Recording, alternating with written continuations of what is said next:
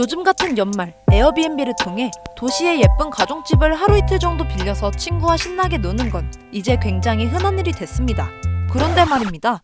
사실 우리가 에어비앤비로 국내 가정집을 빌리는 게 불법인 거 다들 알고 있었나요? 공유 민박업, 에어비앤비 같은 플랫폼 등을 통해 숙박업소가 아닌 가정집 주인이 돈을 받고 집을 빌려주는 것을 말합니다. 하지만 아까도 말했듯이 현재 국내에선 에어비앤비 호스트가 도시에 있는 가정집을 내국인에게, 그러니까 한국인에겐 빌려줄 수 없습니다.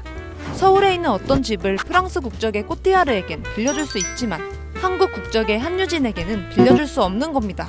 웃긴 건 도시 외의 농어촌 지역과 관광지에 있는 가정집은 또 꼬띠아르든 한유진이든 빌려줄 수 있다는 거죠. 참으로 헷갈리는 이 규제는 에어비앤비를 통해 가정집을 빌려주는 것, 그러니까 공유민박업이 숙박업법에 포함되지 않고 관광진흥법에 외국인 관광도시민박업에 포함되면서 시작됩니다. 외국인 관광도시민박업, 이 법은 이름 그대로 외국인만을 대상으로 도시 안에 있는 가정집 민박을 허용하는 겁니다. 지난 2011년 외국인 관광객이 늘어나는 걸 대비해 가정집도 법적 절차를 거치면 숙박업소처럼 집을 빌려줄 수 있도록 한 거죠. 기존의 숙박업소엔 필수적인 공중위생관리법도 패스, 안전관리에 관한 특별법도 패스.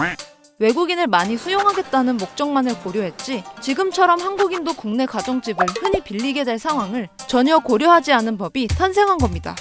이후 얼마 지나지 않아 에어비앤비가 전 세계적으로 활성화되기 시작하면서 여행 문화를 통째로 바꿔 호텔 등 기존의 숙박업소들을 위협하는 수준에 이르렀고, 심지어 한국에선 국내 이용객 수가 외국인 이용객 수를 훌쩍 뛰어넘기까지 했습니다. 현재 에어비앤비 내에서는 외국인 관광 도시 민박업으로 등록한 뒤 몰래 한국인을 받거나 심지어 등록도 하지 않고 한국인과 외국인을 모두 받는 호스트가 적지 않은 상황. 이런 게 다 불법인데도 말이죠. 상황이 이렇게 되기까지 관련법은 생겼던 그때 그대로 한 번도 바뀌지 않았습니다. 물론 법 개정에 대한 이야기가 없었던 건 아닙니다. 무려 3년 전 100명이 넘는 국회의원들이 공유민박업을 내국인에게도 부분적으로 허용하며 규제할 수 있는 법을 함께 발의했지만 많은 법이 그랬듯이 발의만 되고 계류 중인 이 법안에는 범죄자가 집을 빌려줄 수 없도록 하는 등 이용객의 안전과 직결되는 내용도 포함되어 있는데 말이죠.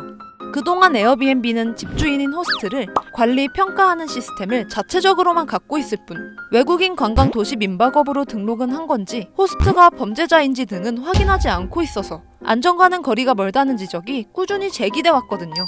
공유주택 같은 걸 이용할 때는 그런 부분에서 당연히 이제 소비자한테 불이익이 가해지거든요. 적절한 법을 만들어 두고 법을 지키도록 하는 그런 책임은 행정당국, 국가의 책임이거든요. 엄연히 이제 불법이면서도 그걸 제대로 이렇게 단속하지도 못하는 그런 사태가 일어나고 있는 겁니다. 게다가 에어비앤비의 등장으로 입지가 좁아진 호텔 등 기존 숙박업계 반발도 계속되고 있는 상황에서 올해도 결국 불법 공유민박업 단속도 낡은 법 개정도 둘 중 그 어느 것 하나 시원하게 해결하지 못했습니다.